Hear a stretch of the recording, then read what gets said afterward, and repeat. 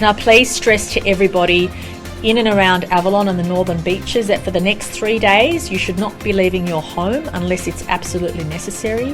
Please make sure that if you do leave your home for necessary business that you wear a mask, especially if you're going grocery shopping, especially if you're catching public transport. And of course, stay away from non-essential activities. Tonight, thousands of residents on Sydney's northern beaches told to stay at home as the COVID-19 cluster continues to grow. Massive queues seen at the airport as states scramble to put in new restrictions, throwing Christmas plans into chaos. We'll have special team coverage just moments away. Also tonight, the Victorian Ombudsman finds that the state government breached human rights laws when it locked down 9 public housing towers in inner Melbourne. The investigation finding that the timing was not based on direct public health advice. Details coming up shortly. And later, high school graduates at the centre of the federal government's latest plan to stem the critical shortage of workers on Australian farms, with desperation reaching new heights. Our special report coming up. Good evening, it's just past 7:45pm right here in Melbourne, 4:45 in the west. Thanks for joining us tonight. Our bulletin is dominated by the COVID-19 cluster out of Sydney's northern beaches, with thousands of people, 250,000 in fact, ordered to stay at home as cases continue to rise. We have special team coverage to cover every angle and give you the latest up-to-date and accurate information as we go to air. Jack Hahn is in Sydney, Connor our 4K is in Brisbane, and Darby Travers is in our newsroom. First to Jack Hahn. Jack, there have been long lines at testing clinics right across the city. Yeah, that's right, Leo. Long lines at testing clinics right around Sydney. Take a look at where I am at. I'm at Pennant Hills Road, and you can see the line of testing. This is just off Pennant Hills Road, but you can see this line stretches for more than 1 kilometre, and it really shows how serious Sydney-siders are taking this virus. We're about 30 k's from the epicentre of the outbreak in the northern beaches, but yet people are still getting tested. And another facet of New South Wales taking this very serious, the New South Wales government, so serious that they prompted a lockdown of sorts. A stay-at-home request for all people on the northern beaches from the Spit Bridge right up until Palm Beach. That's about a 45-minute drive. More than 250,000 people told to put their lives on halt for 3 days. Now, that should end very soon, but it definitely shows how serious the New South Wales government is taking this outbreak. About tens or dozens of cases have been reported of coronavirus in the northern beaches that prompted this lockdown, and it's not yet clear how the virus got into the community, but we do understand a number of super spreading events took place. The virus has been confirmed to have a genetic sequencing of a virus in North America, in the United States. Now, how did that virus get from the US to the northern beaches? That's the biggest question. Right now, a number of news agencies, and the current hypothesis is that it was a member of a flight crew, because they were not subject to the same stringent hotel quarantine as returning passengers, but that has since changed. More stricter quarantine for them, but of course you can't lock down the air travel, particularly flight crews, because a lot of our supplies, not only passengers but also medical supplies, vaccinations, food, and of course our parcels, letters, they are all coming by flight. So there are going to be these holes in the hotel quarantine system in keeping coronavirus out. We have been told that, but when those holes do emerge, we see these scenes of people getting tested because coronavirus is now back in the community. Now, let's take a listen to how Gladys Berejiklian has described the latest outbreak. Can I please stress to everybody in and around Avalon and the northern beaches that for the next 3 days you should not be leaving your home unless it's absolutely necessary. Please make sure that if you do leave your home for necessary business that you wear a mask, especially if you're going grocery shopping, especially if you're catching public transport. And of course, stay away from non-essential activities such as entering what we regard as those high-risk venues, whether it's a hotel, a restaurant, a cafe. People should only be undertaking on the northern beaches absolutely necessary activity. And if we get on top of this in the next 2 or 3 days, all of us will be able to have a much better Christmas. But if we don't get on top of it in the next few days, it could mean further restrictions down the track. We don't want to go for that. We want to see what we can manage with the existing guidelines we've set for the community. And I do want to thank deeply the community of Avalon and the more broadly the northern beaches who have responded very positively to what we've asked them to do.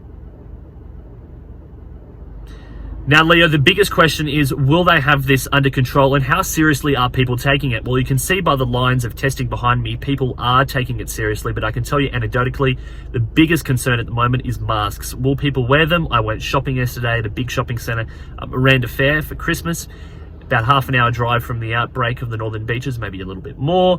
Not too many people wearing masks there, but it appears that the majority of Sydney-siders are taking it very seriously, as exemplified by these massive lines to get tested. Leo.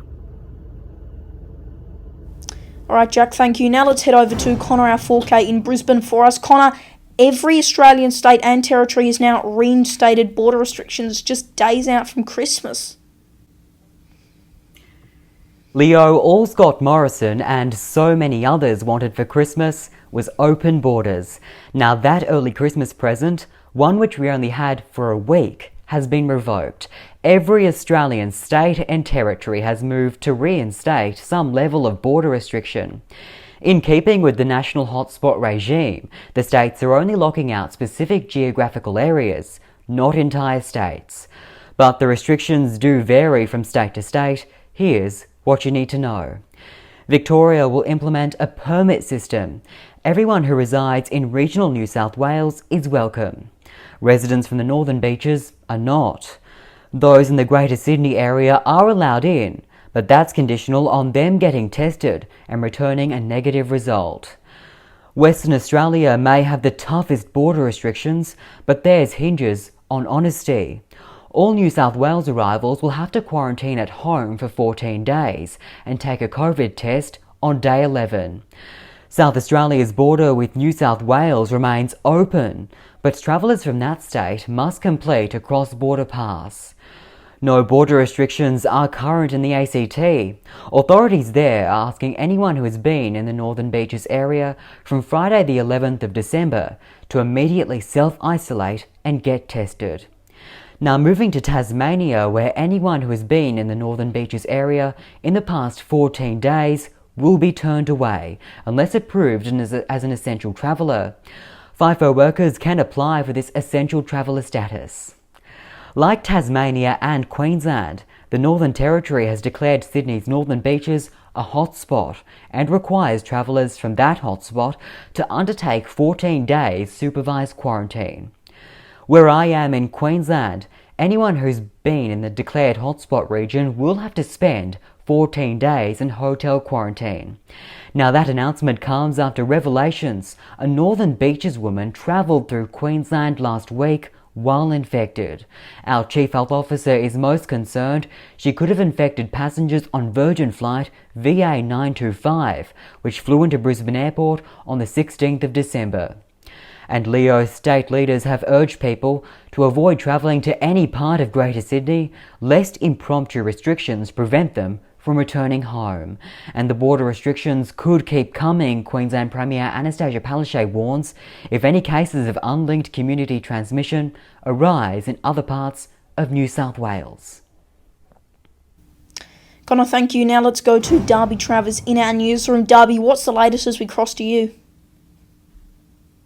Yeah, good evening, Leo. A lot of breaking news as we go to air tonight. What we know is that the Victorian border will close to Greater Sydney and the Central Coast from midnight tonight in response to the growing outbreak of the COVID cluster on Sydney's Northern Beaches. Victoria's Premier Daniel Andrews made the announcement just a few hours ago, saying the border will open when health authorities advise him it is safe, not at midnight Wednesday, as was originally planned. Now, the closure does not affect anyone in regional New South Wales, and any Victorians who are currently in there will get an extra 24 hours to return and quarantine in their own home rather than in a hotel. This follows a further 30 cases announced by Premier Gladys Berejiklian today, with 28 of those confirmed to be linked to the Avalon cluster.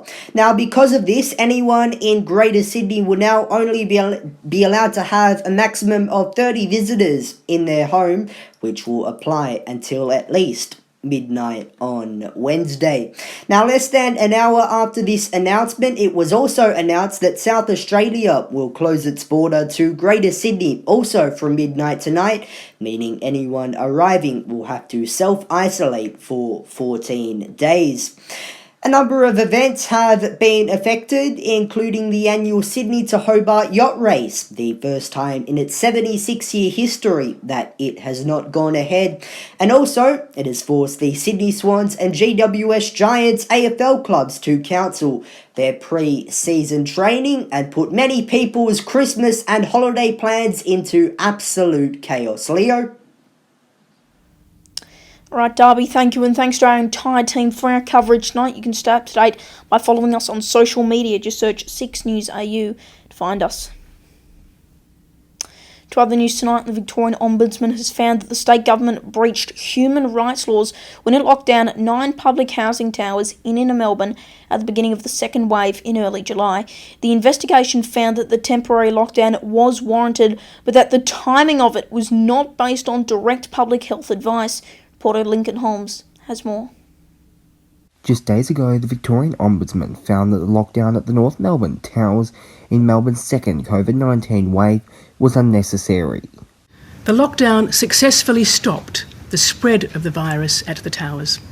But in my opinion, the immediacy of it was not compatible with the residents' human rights, including the right to humane treatment when deprived of liberty. The Ombudsman also said that the power of the COVID-19 lockdown went to the Victorian government's head and said that some decisions that were made were not necessary. The officials expected the lockdown to begin the next day, allowing time to plan supplies of food and other essential supports.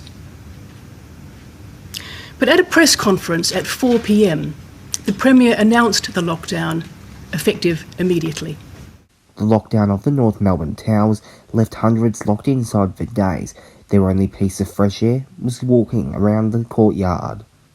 The government need not apologise for taking necessary and difficult action to keep us all safe in the face of this pandemic. But the rushed decision to detain 3,000 people immediately did not appear to have been taken on such health advice. Lincoln Holmes, 6 News. A number of European leaders are in quarantine tonight after meeting with French President Emmanuel Macron, who has tested positive for coronavirus. Mr. Macron's office said he would isolate for the next week and would continue to run the country remotely, while a spokesperson added that all his trips had been cancelled. Macron had recently attended several events with heads of state across Europe and the Middle East, including one where he was seen shaking hands. The positive test comes just 2 days after France relaxed measures to curb a second wave of COVID-19, replacing a nationwide lockdown with a curfew. Since the beginning of the pandemic, the world has looked to East Asia as the gold standard for dealing with the pandemic. But as cases climb in South Korea, Japan and Hong Kong, their shining status as COVID crushes could be over. Chief reporter Jack Hahn explains. Good evening to you, Leo. That's right, a scary surge of coronavirus in Seoul has South Korean officials on the highest alert level. They're really worried that winter might deliver them a bitter blow to their awesome track record with dealing with coronavirus. And this is because as the temperatures are dropping, the coronavirus cases are rising as more people head inside. This, of course, is fertile ground for coronavirus to transmit. So we are seeing these cases climb. Just in one day last week, over 1,000 cases were recorded. We understand that more than 200 people in that country are in intensive care. And this is really a stark contrast from South Korea's response to the coronavirus all throughout this pandemic. They've been having relatively low numbers, even in Australian standards, but now they're getting these cases of more than 1,000 a day, and that has many people in that country worried, particularly the government, who have said that they're just one click away from going to a full lockdown. The military has also been called in to help contact trace. Meantime, across in Japan, the situation there is very bad as well. 3,000 cases in just one day last week alone. Intensive care units are at the highest capacity they have been throughout the entire pandemic, A incentive program to promote domestic tourism has also been suspended, but there are lots of questions now in Japan about the legality of a lockdown because the Japanese constitution does not really have any clear pieces of legislation that would allow a draconian lockdown that we have seen in other places around the world, which is why the government are strongly asking people to practice social distancing and stay inside. This is as we are learning more information coming from Japan that mental health issues are rising in that country. That is being traced back to some societal concerns about not showing weaknesses. So, of course, there are a lot of concerns happening in Japan, both on the coronavirus front, but also on the mental illness front. No question, Leo, this winter for East Asia could get a whole lot colder. Jack Allen reporting there, and of course if you or anyone you know is struggling, you can contact Lifeline on 13 11 14. Well, it's something I've said a number of times during the pandemic, and I'll have to say it again. The US has broken another record of daily coronavirus deaths. Hospitalisations have also risen, coming as more healthcare workers take the COVID-19 vaccine, with a second jab reportedly on the way. US correspondent Jackson Gosnell has the details. Well, Leo, many different stories trending tonight here in the United States, beginning with the coronavirus vaccine. It has been rolling out for the past few weeks from Pfizer, and now we have recently learned that a senior Trump administration official, the Vice President Mike Pence, will be among the first in the government to be vaccinated. We're told that Karen Pence, the second lady, along with the Surgeon General Jerome Adams, will take the coronavirus vaccine in a short time from now to instill trust and confidence in the vaccination process. This comes after several Americans said they would not take the coronavirus vaccine because they feel that it has been rushed, therefore making it potentially unsafe. The government and health officials say that that is not accurate and that everyone should take the vaccine to protect yourself and others from this deadly disease. Now, President-elect Joe Biden could receive the vaccine as soon as next week, according to a senior transition official. We're also told at this hour that 3,000 have died in a single day, setting new records. And as Americans get ready for the Christmas holiday, health officials warn to stay home. It is a continuing story that we will follow and bring you up to date on right here on 6 News. I'm reporting in the U.S. I'm Jackson Gosnell. Back to you. High school graduates are at the centre of the federal government's latest plan to stem the critical shortage of workers on Australian farms. With the future of some farms in doubt, generous wages and government incentives are being offered up. But despite this, desperation has reached new heights, with one Melbourne farm set to trial a fruit-picking robot. Connor Alforque has this special report. Desperate times call for desperate measures. The borders may have been closed, but thousands of Pacific Islanders have been allowed in. More than 700 have been imported to Queensland, 500 assigned to New South Wales farms and abattoirs, 150 for Tasmania. In Victoria's Goulburn Valley, this fruit-picking robot is set to be trialled, in a desperate last-ditch effort to alleviate the harvest worker shortage, which could hike up produce prices by 25% and force some farms to shut down altogether. There's a lot of effort, a lot of money that goes into setting all of this up. To be forced to walk away from it because there's not enough people to pick it, it can be the difference between whether the business continues next year or not. In October, we brought you the story of Mandy and Adrian Schultz, the owners of Queensland's strawberry farm, Loverberry. Now, with preparations for next season well underway, fresh concerns are arising. We need to focus on where our labour supply is going to come from next year. At this stage, we've probably got about 1,000 backpackers a month going back. You know, their visas are run out or their parents want them to come home. You know, normally in any given year we have about 130, 140,000 backpackers in Australia travelling around and contributing to the horticultural work. At the moment, I think we've only got about 70,000. A 2021 recruitment campaign for Loverberry is in the works. Their target, not robots or foreign workers, but high school graduates. It is difficult for Australians who've got mortgages and kids to try and do this type of work. I understand that, but we're hoping that young people who don't have those obligations do, as I suggested, and take up the gap year. And Would you recommend this job to other young people? Oh, certainly. Like, even if it's just for a year, like, do it as a gap year, work the 6 months here. You make pretty good money because it's like you get long hours, lots of hours, and then go travelling for 6 months, like especially the school leavers before uni. The federal government is also targeting those aged 18 to 30 with the Harvest Trail campaign set to be launched on social media. In addition, the federal government is offering Australian agricultural workers incentives of up to $6,000, $2,000 for visa holders. For all the negative messaging, they want people to know that farm work can be fun work and highly lucrative too. They say governments and schools have created a misconception that farming is a low-paying, vacuous, last resort career option. How many schools promote horticulture or agriculture to children? I don't think young people know how many job opportunities are out there. Reframing the paradigm will be key to creating a stable workforce into the future. But I've certainly got people here that have averaged grossing over $1,200 a week for a 40-hour week. A nearby strawberry farm reportedly doles out weekly wages of up to $3,800 for top pickers. Attractive wages, desperate farmers hope will motivate existing workers and entice new ones as well. And of course, you can check out part 1 of Connor's report on our YouTube channel now. Just search 6 News Australia to find us.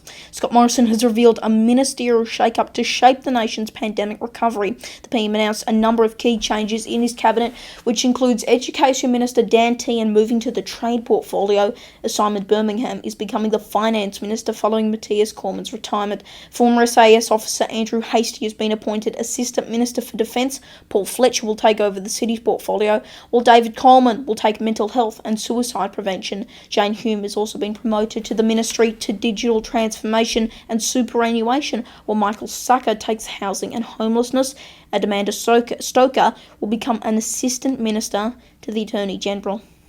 Sit back and relax, we'll do the rest. Here on 8, you get the pick of the best. We're a part of you, you're looking great on 8. Well, if you remember that jingle, it probably means you grew up or lived in Mount Gambier watching SES Channel 8. It began on March 25, 1996, making it South Australia's first regional commercial station, and it later became part of Win TV. But the studios there have recently been sold to local businessman Peter Gazzard, as well as an undisclosed Melbourne-based purchaser. Gazzard telling the ABC that the building would hopefully be used as a multi-platform space for creative users, musicians who wanted to record, and even volunteer groups who needed a space to gather. Finally tonight, the power of parody. Now, if you're on Twitter, you've probably seen the account pretending to be Sky News host Peter Credlin, but despite the countless warnings that it is a parody, it seems one Turkish journalist has fallen for it. The message to the parody account reads in part, "I'm writing to you from Turkey's biggest media group. I would like to kindly ask you if you're available to do an interview about the disagreement between Australia and China." The journo then went on to leave her phone number, leading many to believe that she had become the latest person to think that the parody Peter was the real Peter, with the account tricking people on both sides of politics since it began earlier this year. What are your thoughts? Let us know in the comment section below. That is 6 News for this Sunday evening. You can stay up to date with all the latest news on our social pages. Just search 6 News A to find us. I'm Leonardo Puglisi. Thanks for your company. Good night.